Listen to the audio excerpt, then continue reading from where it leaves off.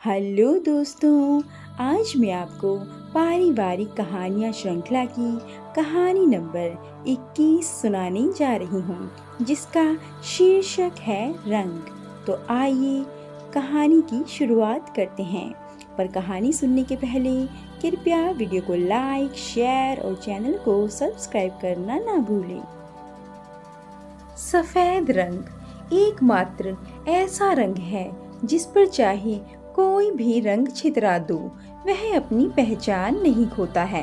हर रंग उस पर बिछकर इतराता इठलाता रहता है और फिर भी सफ़ेद रंग की शान बरकरार रहती है। सफ़ेद रंग को पवित्र माना जाता है। सफ़ेद रंग पर रंगोली सजाई जाती है। सफ़ेद रंग के कैनवास पर मन के भावों को रंग दिए जाते हैं। चटकदार कपड़ों के साथ अगर सिर पर सफ़ेद रंग का सफ़ेद लेस वाला दुपट्टा डाल लिया जाए तो माँ बेटी की बलाइयाँ लेने लगती है, सास बहू पर वारी जाती है और आशिक प्रेसी को निहारता उसके दुपट्टे में उंगलियाँ फंसाने लगता है। इसके बावजूद इस रंग के साथ विरोधाभास भी जुड़े हैं। तभी तो इस रंग के कपड़े पहनने के लिए बाध्य किया जाए, इसी सफ़ेद रंग की ओढ़नी सिर पर डाल दी जाए और कहा जाए कि अब बस इसी रंग को ओढ़ना बिछाना तुम्हारी नियति है, तो जिंदगी से सारे रंग छिन जाते हैं। कैसा विरोधाभास है ना। लौट आए थे घर के सारे मर्द, आस पड़ोस के रिश्तेदारों के सारे मर्द सिर झुकाए बाहर दालान में ही बैठ गए थे दरियों पर। घर के अंदर जाने की हिम्मत नहीं हो रही थी। नहा लेंगे बाद में, अभी तो वहीं उनके हाथ पैर धुला दिए गए थे। मोहल्ले की सबसे बुजुर्ग स्त्री, जिन्हें सब माई कहते थे, बहुत सारे जग भरकर चाय बनाकर ले आई थी। आज घर में चूल्हा नहीं जलेगा, खाना भी किसी भी समध्याने के घर से आ जाएगा। चाय से भरे गिलास मर्दों के आगे रखे थे, पर उन्हें उठाने के लिए किसी के हाथ आगे नहीं बढ़े थे। किसी अपने को राख में बदलता देखने के बाद किसके अंदर कुछ खाने पीने की इच्छा बचती है। राख एक इंसान होता है, पर मरते पीछे छूट गए सारे लोग भी। जो जल गया वह पल भर में मुक्ति पा जाता है, पर जो उसे याद कर सारी जिंदगी रोते हैं, वे तिल तिल कर हर पल मरते हैं। वहारी नियति के खेल, जाता एक है मरते अनगिनत हैं। और वह अंदर आंगन में ढेर सारी स्त्रियों के बीच बैठी थी, अकेली गुमसुम बैठी थी। उसके चारों ओर भीड़ थी, पर वह अकेली थी। उसके चारों ओर शोर था, पर उसके भीतर सन्नाटा था। क्या सचमुच ऐसा हो गया है? वह इसी दुविधा में उलझी थी। आखिर ऐसा कैसे हो सकता है? कुछ घंटों पहले उसके साथ प्यार का झूला झूलते, उसे बाहों में भरते, अपने चुंबनों से उसे प्रेम रस में भिगोते, प्यार के चटकीले चमकते रंगों से उसे सारोबार करते और जिंदगी के हर एक पल को नई उम्मीद से जीने वाले इंसान का यकायक मौन हो जाना। आखिर ऐसा कैसे हो सकता है? कुछ ही समय में चलती सांसों का रुक जाना और इलेक्ट्रॉनिक शवदाह ग्रह की तीव्र पीड़ादायक आग में राख में बदल जाना। जब मर्द शमशान घाट के लिए निकले थे तो उसे आंगन में बिठा दिया गया था। शव को सफ़ेद वस्त्रों में लपेटकर ले जाने के लिए भी कितने क्रियाक्रम करने पड़ते हैं। उसकी तो सांसें चल रही हैं। पूरे अनुष्ठान के साथ उसे विधवा का रूप दिया जाएगा। उसका भी तो आज जीते जी क्रियाक्रम होगा। वैसे भी अब वह शेष ही कहाँ बची है, मृत समान ही तो है।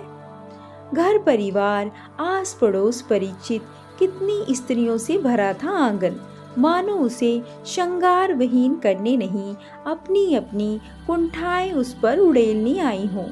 जैसे मन ही मन सोच रही हों, बड़ी इतराती थी, कितना रूपवान प्यार करने वाला पति मिला है। अब क्या करेगी? गलत थोड़ी ही कहा जाता है कि स्त्री की ईर्ष्या किसी नुकीली धार से कम नहीं होती है, जो किसी दूसरी स्त्री की खुशियों को ऐसे चीरती है कि पैबंद लगने की भी गुंजाइश नहीं रहती। उसके चारों ओर आंसू थे, उसके भीतर बाहर आंसू थे, वह बह रहे थे। कभी रुक जाते तो उसका मन पीड़ा से छलकने लगता। वह भीगी हुई थी, बस एक ही बात रह रहकर उसे उद्वेलित कर रही थी कि आखिर ऐसा कैसे हो सकता है। उसका दिल कह रहा था यह सब झूठ है। अभी लौट आएगा वह और उसे अपनी बाहों में भर लेगा, उसके बालों में गजरा लगाएगा और कानों में फुसफुसाते हुए कहेगा, तुम सा हसीन कोई नहीं, तुम प्यार हो, बस प्यार। नहीं, इससे रंग नहीं छीने जाएंगे। अभी कितने दिन जिए हैं इसने सुहाग के रंग। जैसे ही उसका संदूर पोंछा गया, जैसे ही उसकी चूड़ियां तोड़ी जाने लगी, बिछिया पायल खोल दी गई और माथे की बिंदी को हटा पहनने के लिए सफ़ेद साड़ी दी गई। सिर पर सूती सफ़ेद दुपट्टा डाला जाने लगा। प्रतिवाद का करारा स्वर आंगन में गूंजा। वहां मौजूद हर स्त्री और चोरी चोरी उसे ताकते दालान में बैठे मर्द भौंचक्के रह गए। जिसने कहा था उनका यकायक विरोध करने की हिम्मत किसी में नहीं थी। हैरान तो वह भी रह गई थी। यह क्या कह रही हैं वे? परंपराएं? वह भी पीढ़ियों से चली आ रही परंपराओं को तोड़ने के लिए कह रही हैं? ऐसा साहस उनमें ही हो सकता है। निगाहें उससे हटकर अम्मा जी पर जाकर जम गई। जरूर या तो उन सब ने गलत सुना है या अम्मा जी दुख में इतना बहरा गई हैं कि उन्हें ही नहीं पता कि क्या बोलना है। लेकिन वह कभी कुछ बिना सोचे समझे कहाँ बोलती हैं। 82 वर्ष की अम्मा जी का वर्षचव अभी भी पूरे घर पर था। उनके निर्णय माने जाते थे। उनसे घर के छोटे बड़े सभी राय लेते थे। उनका सब सम्मान करते थे और उनका डर भी था। उम्र के इस पड़ाव पर पहुंचने के बावजूद ना तो वह मानसिक रूप से शिथिल हुई थी, ना ही शारीरिक रूप से। चेहरे पर छाई रहने वाली चमक उनके अनुभव और पारखी नज़र की प्रतीक थी। यकायक किसी से कुछ नहीं बोला गया। वैसे ही मौत के सन्नाटे ने सबके मन को जकड़ा हुआ था। उस पर अम्मा जी का हुक्म सुन चुप्पी पूरे आंगन में वहां बिछी सफेद चादरों पर पसर गई थी और वहां से निकलकर बाहर दालान तक, घर के मुख्य द्वार तक, सड़क तक, दूर चौराहे तक पसर गई थी। उनको जवाब देने की कौन पहल करे, सब यही सोच रहे थे। क्या कह रही हो जिज्जी? ऐसा अनर्थ? अपना दर्द भूल गई? आपने भी तो कम उम्र में सफेद वस्त्रों से खुद को लपेट लिया था। फिर यह क्या अनोखी है? बहुत ही दबे स्वर में अम्मा जी की देवरानी ने उनके पास खिसकते हुए कहा, हमारा जमाना कुछ और था। कुछ नहीं भूली हूँ मैं छोटी। तुम्हारे जेठ के बीच राह में 4 बच्चों के साथ छोड़ जाने का दर्द आज भी मेरी आंखों में कैद है। किसी को अपने जख्म नहीं दिखाती तो इसका मतलब यह तो नहीं कि वह भर गए हैं। इसलिए मैं नहीं चाहती कि जो पीड़ा मैंने सही है वह यह बच्ची भी सहे। कह दिया ना, यह सफ़ेद कपड़े नहीं पहनेगी। इसकी दुनिया की रंग कोई नहीं छीनेगा। इस बार उनकी आवाज में तीखापन था।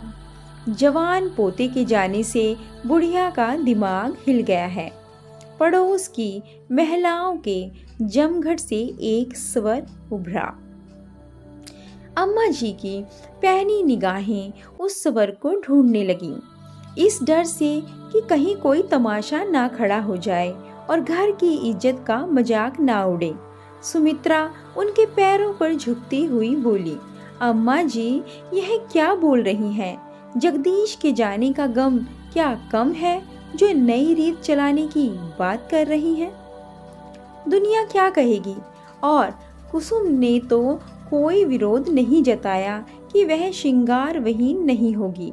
फिर आप क्यों बेकार का बखेड़ा करना चाहती हैं? जो रीत है उसे चलने दें।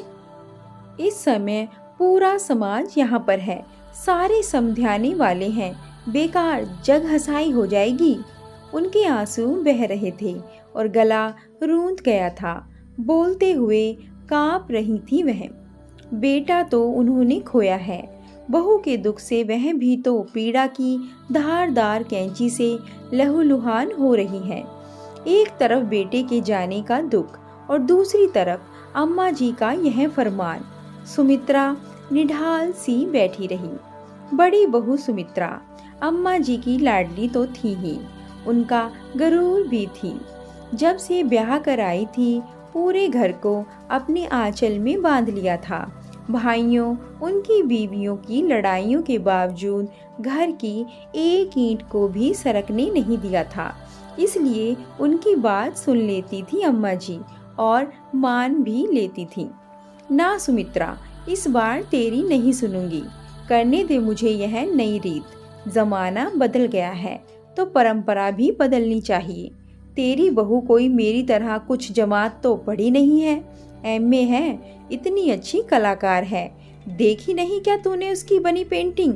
तू भी तो उसे रंगों की जादूगर कहती है। दोस्तों, कहानी जारी रहेगी। कहानी के पार्ट 2 के लिए कृपया चैनल से जुड़े रहें और वीडियो को लाइक, शेयर और चैनल को सब्सक्राइब करना ना भूलें। धन्यवाद।